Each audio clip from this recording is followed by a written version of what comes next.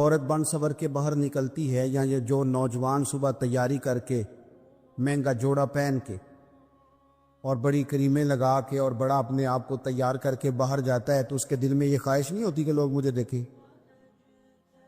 کس لیے نکلا ہے وہ؟ اگر وہ تیار ہو کے تیاری کر کے مرد یا عورت کوئی بھی باہر گیا تو کس مقصد کی؟ اس کے سینے کے اندر یہ خواہش نہیں پیدا کہ لوگ مجھے دیکھیں گے؟ اور دیکھنے کے لیے اس نے یہ سارا کچھ کیا ہے۔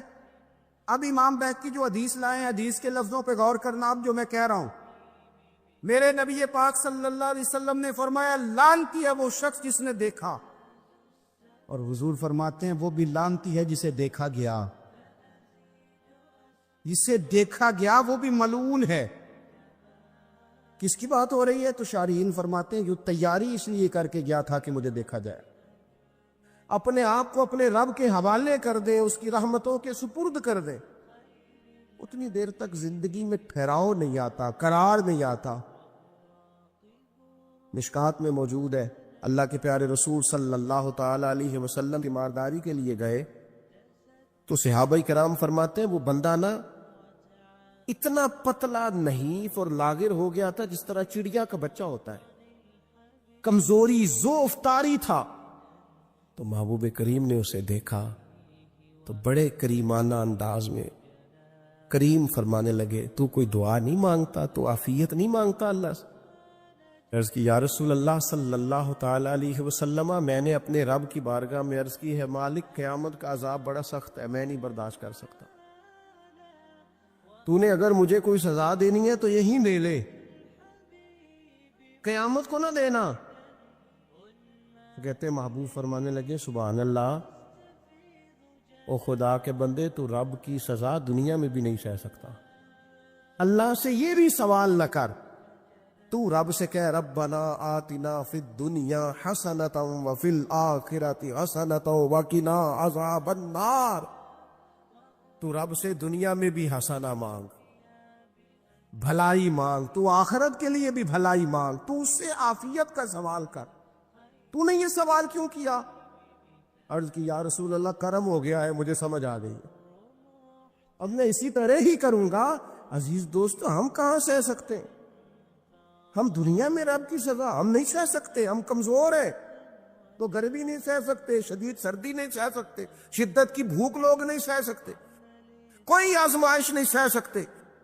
وہ جو لوگ بعض اوقات کہہ دیتے ہیں نا جی فلاں چیز ہمارے اعمال کا نتیجہ ہے، تو میں کیا کرتا ہوں نہ کو یار، ہم تو یہ بھی نہیں سہ سکتے، ہم کہاں برداشت کر سکتے، ہمیں تو وہ معاف ہی فرمائے، ہم حساب والے ہیں ہی نہیں، ہم تو صرف معافی والے ہیں۔ ہم سے نہ حساب پوچھے، اس نے حساب پوچھا تو پھر تو بڑی مشکل ہو جائے گی، اگر اس نے حساب پوچھا تو بڑی رسوائی ہو جائے گی، اگر حساب پوچھا تو مشکلات سامنے دکھائی دینے لگ جائیں گی۔ ہم سے تو وہ درگزر والا معاملہ کرے، ہم سے تو وہ کہے جا میں نے محبوب کے صدقے تجھے معاف کیا، جا تیرے لیے رحمت اور بخشش والا فیصلہ کیا۔ وہ کوئی سبب اس کی رحمت کسی سبب کو دیکھ لے اور درگزر کر لے۔ ہارون رشید نا اپنے محل کی چھت پہ ٹہل رہا تھا، سب سے اوپر والے چوبارے پر، نیچے سے حضرت بہلول دانا گزر رہے تھے، اوپر اس کے ساتھ سپاہی بھی تھے، گن مین بھی تھے۔ اس نے کہا یہ بابا تو ذرا اوپر اٹھاؤ۔ انہوں نے ایک ڈولی، ایک ٹوکری سمجھ لیں، اس کو رسیاں باندھ کے نیچے پھینکا۔ نیچے جو سپاہی تھے ان کو کہا کہ یہ بابا جی کو پکڑ کے اس میں بٹھاؤ۔ انہوں نے جبرن تھاما بابا جی کو، اس میں ڈالا، اوپر والوں نے کھینچ لیا۔ 2-3 منٹ لگے۔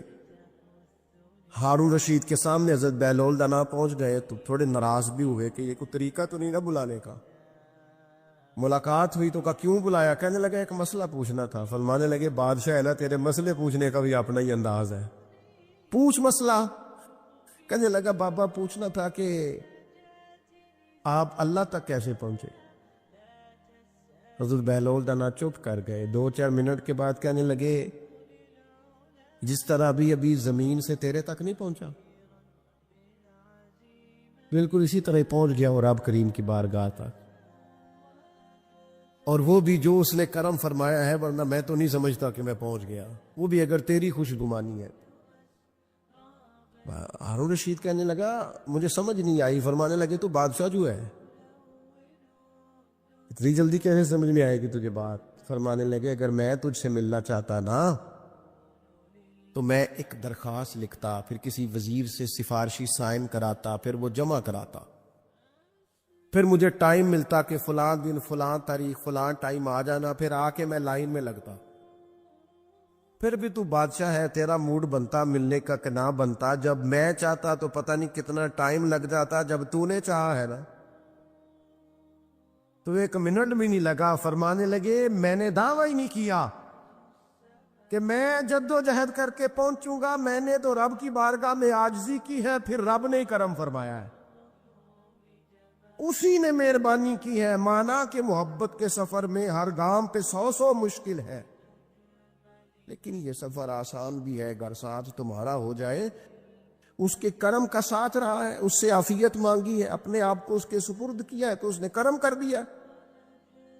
جب تک یہ مزاج نہیں ہم بناتے کہ مالک سے عافیت کا سوال کریں، لوگوں کو تو دھوکہ دیا جا سکتا ہے، رب اور رسول کو تو نہیں نہ دیا جا سکتا. وہاں تو دلوں کا خلوص ہی پہنچتا ہے، وہاں تو نیتوں کا حسن ہی پہنچتا ہے. تو اللہ تبارک و تعالیٰ سے جب بھی سوال کیا جائے دنیا اور آخرت کی بہتری کا سوال کیا جائے. ایک لفظ ہے حدیث پاک میں جس کو عافیت کہتے ہیں. ترمذی شریف میں حضرت سیدنا عباس بن عبد المطلب رضی اللہ تعالیٰ عنہ آپ کی روایت موجود ہے. فرماتے ہیں میں نبی پاک صلی اللہ تعالیٰ علیہ وسلم کی خدمت عالی مرتبت میں حاضر ہوا تو میں نے عرض کی یا رسول اللہ صلی اللہ تعالیٰ علیہ وسلم مجھے ایسی چیز بتائیں جو میں اپنے رب سے مانگوں. چیز مانگنی ہوتی ہے نا، بعض اوقات موقع ملتا ہے تو کئی دفعہ انسان امتحان میں آ جاتا ہے کہ اب مجھے موقع مل گیا ہے، مجھے کہا گیا ہے کچھ مانگ لو، تو بھلا میں کیا مانگوں. حضرت عباس بن عبد المطلب رضی اللہ تعالیٰ عنہ نبی پاک علیہ السلام کے پیارے چچا جان ہیں، عرض گزار ہیں یا رسول اللہ صلی اللہ علیہ وسلم مجھے بتائیے میں اپنے رب سے مانگوں تو کیا مانگوں؟ تو حضور نے فرمایا رب سے عافیت مانگو. کہتے میں کچھ دن رکا، کچھ دنوں کے بعد پھر حاضر بارگاہ ہوا اور عرض کی یا رسول اللہ صلی اللہ تعالیٰ علیہ وسلم مجھے بتائیے میں اپنے مالک سے مانگوں تو کیا مانگوں؟ تو حضور نے پھر فرمایا اللہ سے مانگنا تو عافیت مانگنا. بزرگ فرماتے ہیں یہ عافیت کیا ہے؟ عافیت یہ ہے کہ یا اللہ ظاہری پریشانیاں، باطنی پریشانیاں، اے اللہ ظاہر کے میل کچیل بھی دور ہو جائیں، باطن کے بھی دور ہو جائیں. اے اللہ ہر معاملے میں، ہر آزمائش میں، ہر دکھ میں ہمیں تیری پناہ نصیب ہو جائے. یہ عافیت ہے. اور صوفیہ کرام فرماتے عافیت سے بڑی نعمت کوئی نہیں اگر کسی کو میسر آئے تو. عافیت سے بڑا حسن کوئی نہیں اگر کسی شخص کو یہ نصیب ہو جائے. اور ایک اللہ والے نے تو ایک اور بڑا خوبصورت ترجمہ یہاں کیا ہے، وہ کہتے ہیں عافیت کا مطلب ہے دل کا قرار، عافیت کا مطلب ہے باطن کا سکون، عافیت کا مطلب ہے انسان کے مزاج کا حوصلہ، ٹھنڈک، بردباری. اس بندے کو عافیت نصیب ہو جاتی ہے گویا اللہ اسے سکون کی دولت عطا فرما دیتا ہے. تھوڑے پیسوں میں بھی سکون، بغیر شہرت کے بھی سکون، کوئی بات مان لے تب بھی سکون، کوئی دھتکار دے پھر بھی سکون، لوگوں کی گڈ بک میں ہو پھر بھی سکون. اور اگر لوگ سارے مخالفت میں آ جائیں تو چونکہ اللہ نے عافیت دی ہے پھر بھی سکون. اللہ تعالیٰ نے ان لوگوں کو قرار کی دولت، اللہ سے عافیت مانگی جائے. اس میں دنیا کی بھی بھلائی شامل ہے، آخرت کی بھی بھلائی شامل. نبی اکرم صلی اللہ تعالیٰ علیہ وسلم توجہ دلاتے کہ اللہ سے تم عافیت مانگو، ہمارا نہ جی. کیونکہ سب سے بڑا مسئلہ روحانی تربیت کا ہے. ہمارے ہاں باتیں ڈھیر سارے لوگوں کو آتی ہیں اور بہت زیادہ آتی ہیں. منصوبہ بندی کرنا، پلاننگ کرنا، اپنے معاملات کو خود سے کیسے لے کے چلنا ہے، کیسے ٹھیک کرنا ہے، اپنے حق میں دنیا کو کس طرح قائل کرنا ہے، یہ ڈھیر سارے لوگوں کو آتا ہے. اور اپنے حق میں دلائل کس طرح قائم کرنے ہیں، اس میں بہت سارے لوگ خود کفیل ہوتے ہیں، انہیں کسی سے مشاورت کی بھی ضرورت نہیں ہوتی۔ لیکن اللہ کی بارگاہ سے اپنا رشتہ کیسے جوڑنا ہے، مالک سے کرم کا سوالی کس طرح کر کے ہونا ہے، اللہ سے عافیت کا سوال کیسے کرنا ہے، یہ چونکہ روحانی تربیت میں ہمارا مزاج نہیں ہوتا، لہذا ہم اس طرف جاتے نہیں۔ ہم وہ اپنی مرضی کی چیزیں، یعنی وظیفہ پوچھ کے گئے ایک صاحب، کچھ عرصے کے بعد آئے ہیں تو آ کے کہتے ہیں مولانا صاحب، پیر صاحب یا قاری صاحب یا فلاں صاحب، کسی سے بھی پوچھ کے گئے کہ جس کو نیک آدمی جانا، پھر لوٹ کر آ کے کہتے ہیں کہ آپ نے وظیفہ بتایا تھا پر کام کوئی نہیں ہوا۔ تو میں تو صاف کہتا ہوں اور کھلے دل سے کہتا ہوں کہ بھائی وظیفہ آپ کو بتایا تھا کہ اللہ کی رحمت متوجہ ہوگی، خدا کی رحمت کو آواز دینے کے لیے وظیفہ دیا تھا۔ کوئی بھی وظیفہ رب کو مجبور تو نہیں نہ کر سکتا معاذ۔ اور وظائف کس لیے پڑھے جاتے ہیں کہ جلدی سے معاملات ٹھیک ہو جائیں، میرے حق میں چیزیں بہتر ہو جائیں، تو اللہ کی رضا کے لیے پڑھے جاتے۔ تو وظائف کو، عبادات کو، نوافل کو، تلاوت کو، درود پاک کو تو رضا الہی کا ذریعہ بنانا چاہیے۔ لیکن ہم چونکہ ایک پورا الجھاؤ رکھتے ہیں اپنی دنیا داری کے معاملات سیدھے کرنے، ایک پورا خیر رکھتے ہیں، وہ لوگ ملتے رہتے ہیں مختلف بزرگوں کی نسبت کے تعلق سے، تو بعض جگہوں پہ بعض لوگ بڑے تیز ہوتے ہیں، یعنی ان سے آپ کی ملاقات ہوتی ہے تو بندے کو محسوس ہوتا ہے کہ یار اسے تو پہلے ساری باتوں کا پتہ ہے، اور کئی دفعہ ان سے ملنے کے بعد احساس ہوتا ہے کہ یار اس سے تو تھوڑا سیکھ ہی لیتے تو بہتر تھا، یہ تو بات بڑی آگے نکل گئی ہے۔ سارا پتہ ہوتا ہے، باشعور ہوتے ہیں، لیکن ڈر آتا ہے اللہ سے۔ اتنا باشعور آدمی، سمجھدار، پنچایت، پریا، لوگ، دین، دنیا سارا پتہ ہے، نماز کا ٹائم آ گیا تو وہ چھپتا پھرتا ہے، اس کی طبیعت پر بوجھ بن رہا ہے معاذ اللہ اللہ کے حضور حاضر ہونا، اسے خیر کا کام کرنا پڑ رہا ہے تو وہ ادھر ادھر نکلتا جا رہا ہے۔ تو سوال یہ ہے کہ پھر یہ شعور کا کیا مطلب رکھا ہوا ہے ہم نے؟ پھر اللہ سے دعا کرنے کی ضرورت نہیں۔ وہ حضرت عارف رومی رحمۃ اللہ تعالی علیہ فرمایا کرتے تھے بعض لوگوں کو رب سارا کچھ دیتا ہے، سجدے کی توفیق نہیں دیتا۔ اس کا مطلب یہ ہے کہ وہ کہتا ہے یہ سارا کچھ لے اور نکل جا، میرے گھر نہ آنا، رکھ سارا کچھ پاس۔ رب سے عافیت مانگی جائے، اس سے اس کا فضل مانگا جائے، اس سے اس کا کرم مانگا جائے۔ اللہ کے پیارے رسول صلی اللہ تعالی علیہ وآلہ وسلم اس عافیت مانگنے پر زور دیتے، توجہ دیتے۔ میں آپ کو صحیح بتاتا ہوں، رب نے اگر کسی بندے کو عافیت میں رکھا ہو نا، تو حالات کیسے بھی برے چل رہے ہوں اس کا بگاڑ کچھ نہیں سکتے۔ اور اللہ تعالیٰ معاف کرے، 100 دفعہ خاکم بدہن، اگر کسی وقت اس کے کرم کی نگاہ پھر جائے تو پھر سارے اسباب سمیت بھی انسان اپنے پیروں پہ کھڑا نہیں رہ سکتا۔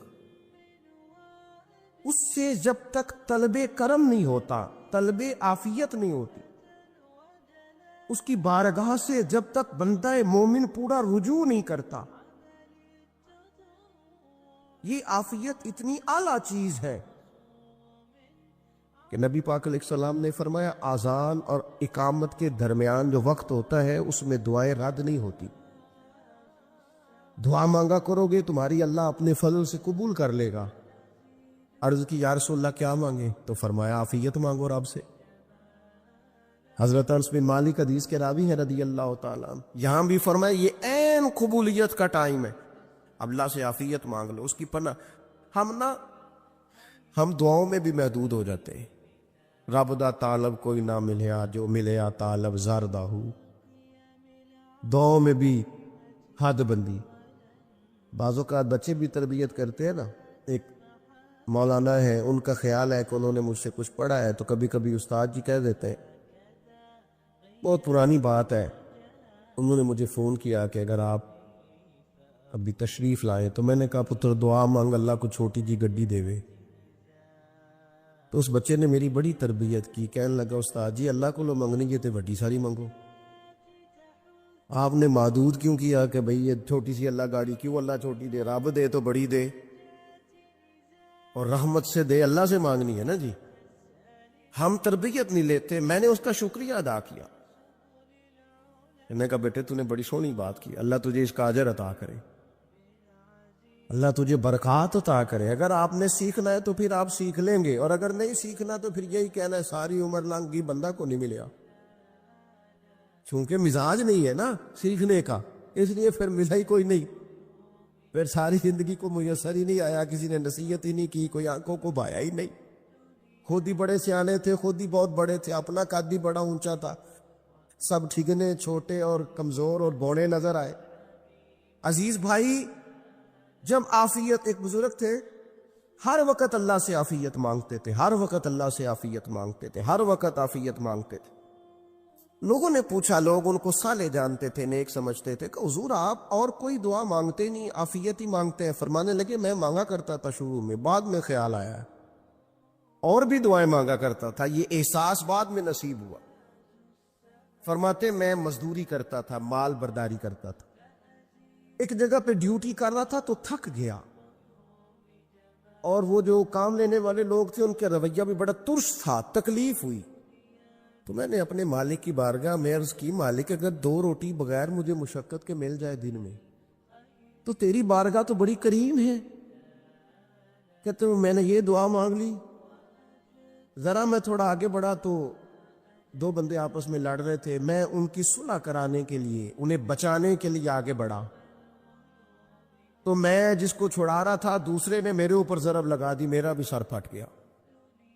تھوڑی دیر کے بعد وہاں پولیس آ گئی، وہ تینوں کو لڑنے والا سمجھ کے اٹھا کے لے گئے، مجھے جیل ہو گئی، 2 روٹیاں بغیر مشقت کے روز ملنی شروع ہو گئی۔ دعا مانگی تھی نا کہ یا اللہ 2 روٹیاں مل جائے نا بغیر مشقت کے، کہتے ہیں وہ 2 روٹیاں روز ملتی، کوئی کام نہیں کرنا پڑتا، پر جیل ہو گئی۔ فرماتے میں بڑا پریشان تھا، روز روٹیاں پابندی سے آتی اور بہترین آتی، کھانا ملتا۔ پھر کچھ عرصے کے بعد میں نے سوچا کہ یار یہ دعا تو قبول ہو گئی نا تیری، اب تو اگر اس پر کوئی الگ بات کرے گا تو وہ تو غلط کرے گا۔ کہتے پھر خود ہی میرے دل میں اللہ نے بات ڈالی، اور میں نے عرض کی مالک 2 روٹیاں نہیں، مجھے تو عافیت چاہیے، مجھے تو عافیت دے، میرے اوپر تو کرم فرما، تو نظر رحمت کر، جے ایک قطرہ بخشے مینوں، جے ایک قطرہ بخشے مینوں تے کام بن جاندا ہی میرا، مہربانی کر عافیت عطا کر۔ فرماتے پھر خدا نے کرم کیا، کہاں سے اسباب بنے میرے جیل سے چھوٹنے کے، کون کون میرے ضمانتی بنے اللہ ہی جانتا ہے۔ فرماتے ہیں دروازے بھی کھل گئے، رزق بھی ملتا ہے، صحت بھی میسر ہے، سجدہ بھی کر لیتا ہوں، سویرے تلاوت بھی کرتا ہوں، شام کو مدینے والے کی بارگاہ میں راج کے درود و سلام بھی عرض کرتا ہوں، میں ممکن ہوتا ہے تو کسی غریب کی داد رسی بھی کرتا ہوں۔ اب سمجھ آئی ہے، ربنا آتنا فی الدنیا حسنۃ وفی الآخرۃ حسنۃ وقنا عذاب النار۔ اب سمجھ آئی ہے رب سے جب بھی مانگنا ہے عافیت ہی مانگنی ہے، اس سے کرم مانگ۔ ہم نے محدود دعائیں رکھی ہوئی ہیں، محدود، وہ جی فلانا کام میرا ہو جائے تو بھئی وہ ایک ہو گیا، اس کے بعد پھر نئی ٹینشن بن جائے گی، نہیں میں جی بچوں کی شادی کر لوں جی پھر میں فارغ ہوں۔ آپ شادی کر کے دیکھیں لاگو پتہ جائے گا کیسے فارغ ہوتے ہیں۔ آپ یہاں رکتے کیوں ہیں؟ آپ خدا سے عافیت کیوں نہیں طلب کرتے؟ اس کی بارگاہ سے وہ کیوں نہیں مانگتے کہ جو ایک قطرہ ملے تو دنیا اور آخرت کے سارے کام ہو جائے؟ اس سے اس کی رحمت کا سوال کرے، اس سے اس کے کرم کا سوال کرے۔ اللہ کی بارگاہ میں بھی حاضر ہونا اور جچی تلی اور جناب ناپ تول کر اور محدود چیزوں کا سوال کرنا، مالک سے مانگے، اور وہ جب دیتا ہے تو دیتا بھی بے حساب ہی ہے۔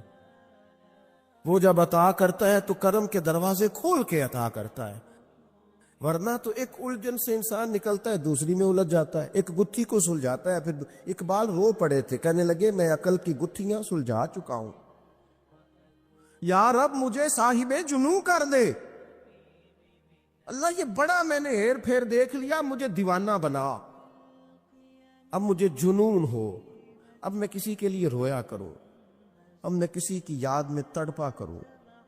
حضرت اویس کرنی رضی اللہ تعالیٰ عنہ کرن کے رہنے والے تھے، دور رہ کے۔ ہم لوگ نا دور یہاں سے آواز دیتے کہ یا رسول اللہ کوئی سبب لگ جائے تو ہم مدینہ شریف حاضر ہو جائیں۔ میرے اصحاب رحمۃ اللہ علیہ فرمایا کرتے تھے جو دور رہ کے بھی نبی پاک کی صحیح بات مانے نا، مصطفیٰ کریم اسے وہیں دیدار عطا کر دیتے۔ شرط یہ ہے کہ مانے صحیح کر کے، دور رہ کے۔ دلیل کیا ہے؟ حضرت ویسے کرنی تو پاس رہے ہی نہیں، لیکن محبوب کے طریقے پر صحیح کر کے عمل کیا، نبی پاک علیہ السلام کی سنت پر صحیح کر کے عمل کیا، حضور کی باتوں کو صحیح کر کے مانا۔ قریب نہیں تھے، کرن میں تھے، دور تھے، لیکن میرے محبوب نے بٹن کھول کے یمن کی طرف چہرہ مبارک کر کے ٹھنڈی سانس لے کے فرمایا ادھر سے نا مجھے رب رحمان کی خوشبو آتی ہے، ادھر سے مجھے رب رحمان کی خوشبو آتی ہے، بھائی تو بات مان، تو جہاں بھی ہے۔ حضرت اویس کرنی رضی اللہ تعالیٰ عنہ مسلمان ہوئے، بڑا دل چاہتا تھا حضور سے ملنے کو، آئے بھی 2 دفعہ، آپ نے باتیں سنی ہوئی۔ اماں بوڑھی تھی، ایک ادھر دیکھو میری طرف، اماں بوڑھی ہو اور ماں حکم دے دے کہ نبی پاک کے پاس نہیں جانا، ذرا سننا، تو حضرت ویسے کرنی، یہ داتا گان بخش علی اجویری نے لکھا ہے، یہ امام شورانی نے لکھا ہے، یہ تمام ان پہ سیرت نگاروں نے لکھا ہے۔ کہا بیٹے میں کمزور ہوں، مجھے چھوڑ کے نہ جانا، چھوڑ کے نہ جانا۔ ایک دن بڑی منت کی، رو پڑے، اماں نے کہا بیٹا جانا، لیکن اگر حضور گھر نہ ہوئے تو تلاش نہ کرنا، میں فالج زدہ عورت ہوں، اٹھ کے چل نہیں سکتی۔ او بھائی، حضرت اویس کہتے میں نے دروازے پہ دستک دی، یہ امام شورانی کے جملے، سیدہ عائشہ صدیقہ اندر سے بولی کون ہے دروازے پہ؟ کیا لفظ ہے، کیا انداز ہے! آج تو مرید بھی ٹیلی فون کرتا ہے، کہتا ہے پیر صاحب تیار ہو جائے، میں پہنچ رہا ہوں قریب، آ گیا ہوں، ذرا ریڈی ہو جائے۔ حضرت اویس کرنی دروازے پہ کھڑے، کون ہے؟ بڑی عاجزی، بڑی درویشی، کہنے لگے اماں جی ایک فقیر ہوں، یمن کا رہنے والا ہوں، ایک فقیر ہوں، ایک درویش ہوں، یمن سے آیا ہوں، محبوب سے ملنا ہے۔ کہا وہ تو گھر میں حجرے میں تشریف فرما نہیں ہے، باہر دیکھ لو، مسجد میں یا کسی جگہ تلاش کر لو۔ حضرت اویس کرنی کی آنکھوں میں آنسو آئے، کہنے لگے وہ آئے تو بتا دینا کہ ایک کرن سے فقیر آیا تھا۔ یہ امام شورانی کے جملے ہیں۔ حضرت عائشہ کہتی ہے مجھے بتانا نہیں پڑا، محبوب گھر آئے تو آتے ہی پوچھنے لگے عائشہ کوئی آیا تھا؟ علم غیب رسول کے منکر اس حقیقت کو بھول جاتے ہیں۔ غیب مانا کہ راز ہے، لیکن راز اپنوں سے کب چھپاتے ہیں؟ نبی کریم صلی اللہ علیہ وسلم کوئی آیا تھا؟ حضرت عائشہ نے سوال عرض کی یا رسول اللہ آپ کو کیسے لگا؟ حضور فرمانے لگے کسی کی خوشبو آ رہی ہے، کسی کی، یہ امام شورانی کے لفظ ہے، کسی کی، اگرچہ غالب خوشبو خود محبوب کی ہے، کسی کی خوشبو آ رہی ہے۔ کہ حضور کرن کا رہنے والا کو فقیر آیا تھا، سلام چھوڑ کے چلا گیا۔ جناب عائشہ کہتے ہیں حضور کی آنکھوں میں آنسو آئے۔ میں نے کہا حضور وہ گیا کیوں؟ تو محبوب نے فرمایا اس کی ماں بوڑھی ہے، اس کی ماں۔ محبوب اگر اماں کے لیے کہتے ہیں چل، لیکن نا تابی بنے، وہ صحابی نہیں بن سکے، تابی، تو تبلیغ کرنے کیسے چلا جاتا ہے بیمار ماں کو چھوڑ کے؟ تو پیر صاحب کے ڈیرے پہ کیسے پہنچ گیا اماں کو چھوڑ؟ تجھے کس نے اجازت دی کہ ماں باپ بوڑھے تھے اور تو کہے جی میں وہاں جا رہا ہوں، میں نے چلے کرنے ہیں، وظیفے پڑھنے؟ بھئی جب حضرت ویسے کرنی اعلیٰ حضرت امام اہل سنت رحمت اللہ علیہ، آپ نے لکھا ہے کہ وہ جو محبوب کا فرمان ہے نا بخاری مسلم میں، رضا اللہ فی رضا الوالد، فرمایا جس کی والد راضی اس کا اللہ راضی، اور جس کا باپ ناراض اس کا، اعلیٰ حضرت فرماتے ہیں 100 ولی، ایک جگہ پہ فرماتے ہیں 1000 ولی ایک طرف بیٹھ کے کہہ دینا کہ یا اللہ اس بندے کو بخش دے، اور اکیلا والد کہہ دینا یا اللہ میرا نافرمان ہے، نہ معاف کرنا۔ تو فرمایا اللہ اس 100 ولی کی نہیں مانتا، والد کی بات مانتا، اس لیے کہ حضور کا فرمان آ گیا باپ راضی ہوگا تو اللہ۔ تو میرے بھائی شریعت ایک حقیقت ہے، اس حقیقت کو سمجھے۔ حضرت اویس کرنی کی زندگی کا ایک پہلو یہ، دوسرا پہلو یہ جو ہے نا بڑی لمبی چوڑی داستانیں، اور بڑا ہمیں شوق ہے تصویروں کا، بڑا شوق ہے۔ آپ یقین کریں میری طرح کے بہت سارے لوگوں کے پوسٹر چھپتے ہیں، بڑی بڑی تصویریں لگی ہوئی ہیں چوکوں میں۔ استقبال سب سے اچھا وہ ہے جو قیامت کے دن ہوگا۔ اگر اس استقبال دیکھیں نا، یہاں ہم سے پہلے لوگوں کے بڑے استقبال ہوئے، پھر بعد میں کیا ہوا؟ چلے گئے وہ لوگ، ہم آ گئے، ہم بھی چلے جائیں گے۔ مٹی دے تے مٹی رہ نہیں، ایویں کا دی بلے بلے، اج مٹی دے اتے بندیا تے کل مٹی دے تھلے۔ حضرت اویس کرنی خیر التابعین ہے، تابعین میں سب سے پہلا نمبر ہے۔ آپ کی سب سے بڑی فضیلت یہ ہے کہ آپ یہ ہم بتاتے بڑا ہیں، گزرتے گزرتے بتا دیتے ہیں کہ میں تہجد گزار بھی ہوں، گزرتے گزرتے بتا دیتے ہیں کہ مسجد کی جو ٹائلیں ہیں نا وہ میں نے لگوائی ہیں، بس کوئی بندہ مل جائے صحیح جس کو ہم کرامتے سنا سکیں۔ میرے جیسے مولوی صاحب بھی بتاتے ہیں، کہتے ہیں جب میرے جیسے اچھے لوگوں کی وہی بتاتے ہیں، جب میں مسجد میں آیا تھا تو 30 بچے تھے، اب پورے 80 ہیں۔ وہی بتاتے ہیں 1.5 صف ہوتی تھی نمازیوں کی، اب بھائی چھوڑو، اگر بچے پڑھاؤ گے تو اللہ راضی ہوگا۔ کو بتانے کی بات ہے، ذکر کرنے کی بات ہے، یہ اللہ رسول کا راز ہے، اس کا ذکر نہیں کیا جاتا۔ خواجہ اویس کرنی رضی اللہ تعالی اپنے آپ کو چھپا کے رکھا ساری زندگی، ساری زندگی۔ اماں جب انتقال کر گئی نا خواجہ اویس کرنی کی، والد پہلے جا چکے تھے، والدہ انتقال کر گئی تو کسی ایک جگہ ٹھکانہ نہیں رکھا حضرت اویس کرنی۔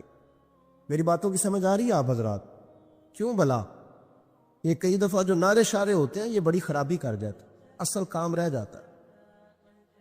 دست بوسی کرنے والے کئی دفعہ اتنا دور لے جاتے ہیں کہ انسان کے اپنے وظائف پیچھے رہ جاتے، کئی دفعہ مشکلات ہوتی۔ اس لیے صوفیاء میں ایک ملامتی گروہ ہے، ملامتی، داتا صاحب نے اس کو لکھا ہے، اور اس کا تذکرہ قرآن نے کیا، یجاہدون فی سبیل اللہ ولا یخافون لومۃ لائم۔ فرمایا اللہ کے کچھ بندے ایسے ہیں جو اللہ کے راستے میں جہاد کرتے ہیں، اور جب لوگ انہیں برا کہتے ہیں تو اس کی پرواہ نہیں کرتے۔ ملامتی گروہ جو کہتے ہیں کہ لوگ اگر تھوڑا سا ہم سے الرجی کریں گے تو ہو سکتا ہے، دیکھیں نا جب آپ کو کوئی برا کہتا ہے تو نفس دبتا ہے، دبتا ہے، کہتا ہے تو کچھ بھی نہیں۔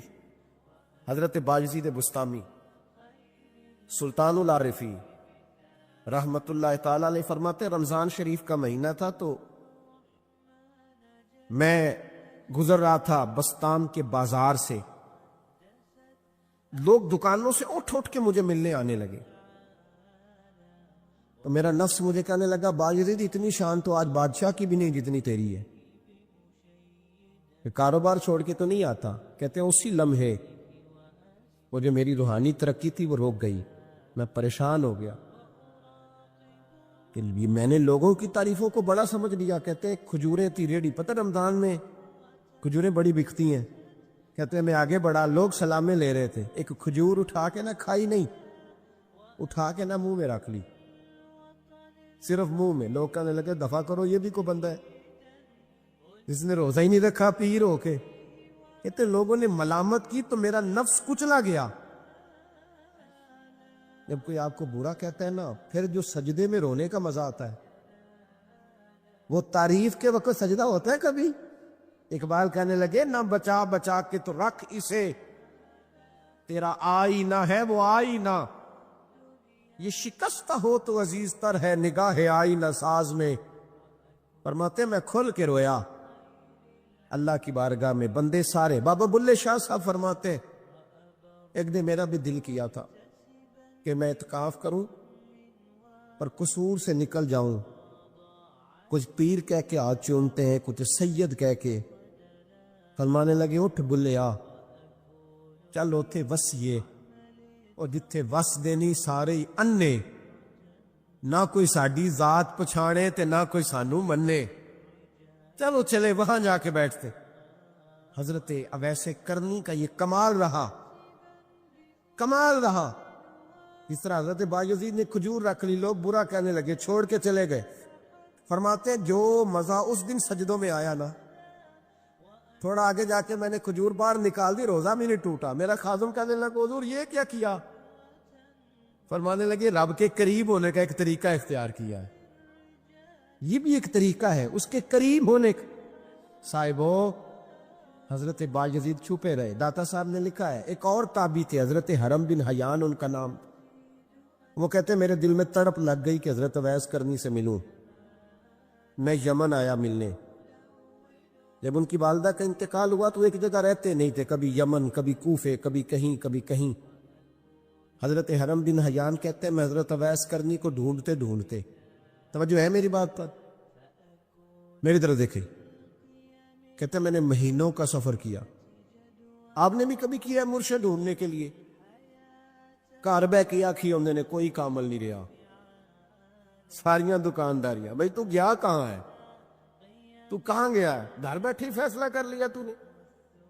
تو کہاں نکلا ہے؟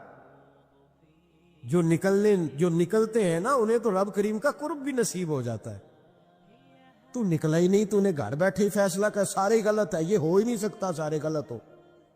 اس لیے کہ صحیح بخاری میں محبوب کا فرمان موجود ہے، نبی کریم علیہ السلام نے فرمایا میری امت کبھی گمراہی پر جمع ہو ہی نہیں سکتی، تھوڑے لوگ برے ہوں گے، سارے برے ہو سکتے؟ یہ تو ہم نے ایک دوسرے پہ تنقید کر کے لوگوں کو برا کیا، جو اچھے تھے وہ بھی ہماری تنقید کے پیچھے چھپ گئے، ورنہ ایسی کوئی بات، بڑی بڑی خیر موجود ہے دنیا، بڑی بڑی خیر۔ حضرت حرم بن حیان کہتے ہیں میں جناب اویس کرنی کو ڈھونڈنے نکلا، تو ان کو ڈھونڈتے ڈھونڈتے میں پہلے یمن گیا۔ لوگوں سے میں نے کہا اویس، کہنے لگے چھوڑو وہ تو دیوانہ ہے۔ اور داتا صاحب نے یہ لفظ لکھے ہیں، لفظ دیکھنا یہ بڑا مزہ دیں گے آپ کو جملے۔ داتا صاحب کہتے ہیں جب حضرت حرم بن حیان نے پوچھا نا اویس کرنی، تو کہا وہ تو دیوانہ ہے، مجنون ہے، پاگل ہے معاذ اللہ۔ وہ کیوں؟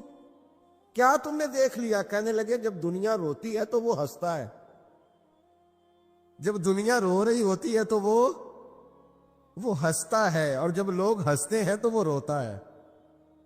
عجیب اس کا انداز ہے، وہ تو دیوانہ سا آدمی ہے اور عجیب بندہ ہے، عجیب شخص ہے وہ۔ روڑی سے جو لوگ چھلکے پھینک دیتے ہیں وہ کٹھے کرتا ہے، روڑی سے۔ اٹھو بلیا چلو اتھے وسیے، جتھے بس دینی سارے ینے، نہ کوئی ساڈی ذات پچھانے تے نہ کوئی سانو منے۔ کہتے ہیں چھلکے اٹھا کے دھو کے کھا لیتا ہے، اور پھر لوگ جو کپڑا پہننے کے قابل نہیں رہتا لوگ اسے پھینک دیتے ہیں، وہ ٹاکیاں جمع کر کے ان کو سیتا رہتا ہے، ان کا لباس بناتا ہے۔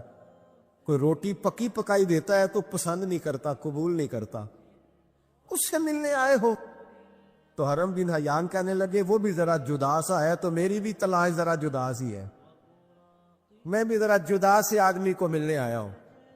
کہنے لگے اس کا گھر بھی کوئی نہیں اپنا، کبھی یہاں ہوتا ہے تو کبھی ڈھونڈ لو تم بھی۔ حرم بن حیان کہتے ہیں میں نے ایک شخص کی منت کی، میں نے کہا بتا دے کہیں دیکھا ہے تو۔ کہنے لگا وہ کرن سے کوفے چلے گئے۔ کہتے میں کرن سے کوفے آیا، ایک بندے سے پھر پوچھا، لوگ کہنے لگے چھوڑ وہ ٹکتا نہیں تو نے مل کے کیا کرنا ہے؟ کہتے میں نے پوچھا بتاؤ تو صحیح کہاں ہے؟ وہ کہنے لگے وہ تم سنا ہے حج کرنے چلے گئے، ایام حج ہیں۔ کہتے میں حج پہ چلا گیا، ساری دنیا ملی پر اویس کرنی نہیں ملے۔ پوچھا بھئی کسی نے دیکھا ہے؟ تو ایک شخص کہنے لگا میں نے دیکھا ہے، پر جتنا میں اس کے پیچھے دوڑتا تھا وہ اتنا آگے دوڑتا تھا۔ کہاں گئے؟ کہ مدینہ شریف چلے گئے۔ کہتے میں مدینے آیا تو ملے وہاں بھی کوئی نہیں۔ میں نے کہا ویس اگر آپ کی بے نیازی سچی ہے، کسی سے ملنا نہیں چاہتے، تو میری بھی تڑپ بڑی سچی ہے، میں بھی مل کے چھوڑوں گا، میں بھی مل کے چھوڑوں گا۔ اگر آپ کی اگر یہ سچی ہے نا بے نیازی، بے نیاز تھے، سانو تخت ہزارے دی لوڑ کی نالے کی لگے شہر بمبول دے نال، اسی اپنی بال کے سیکنے ہیں، سانو کی لگے کسی اور دے نال۔ اگر آپ کی بے نیازی سچی ہے تو میری طرف بھی بڑی سچی۔ کہتے ڈھونڈتے ڈھونڈتے میں پہنچ گیا. پھر دوبارہ کوفے کے قریب نہر فرات جہاں امام علی مقام شہید ہوئے. کہتے ہیں جب میں پہنچ گیا تو وہ ساری علامتیں، داڑھی ان کی کہیں کہیں تھی، گھنی نہیں تھی، اور ان کے ہاتھوں پر برس کے نشان تھے. وجود پتلا سا، قد لمبا. کہتے ہیں وہ جو میں نے ساری نشانیاں سنی تھی وہ مجھے نظر آ گئی. وہ نہر فرات کے کنارے وضو کر رہے تھے. جب وہ وضو سے فارغ ہوئے تو چہرہ ابھی پانی کی طرف تھا. میں نے کہا السلام علیکم. سلام لی تو پتہ منہ نہیں میری طرف کیا، چہرہ ادھر ہی رکھا. کہنے لگے وعلیکم السلام یا حرم بن حیان. کن فیکون تے کل بھی کر لے. وعلیکم السلام یا حرم بن حیان. یار تو نے نہیں پیچھا چھوڑا، پہنچ ہی گئے ہو، آ ہی گئے ہو. کہتے ہیں میں نے کہا حضور آپ اویس، آپ کون ہیں؟ آپ کون ہیں؟ تو کہنے لگے میں وہی ہوں جسے تو کئی مہینوں سے تلاش کر رہا ہے. تو میں نے کہا حضور آپ میرا نام کیسے جانتے ہیں؟ یہ کشف المحجوب پڑھ رہا ہوں داتا صاحب کی، میرا نام کیسے جانتے ہیں؟ تو حضرت اویس کرنی کہنے لگے عرفت روحی من روحی کا، میری روح آپ کی روح کی واقف ہے.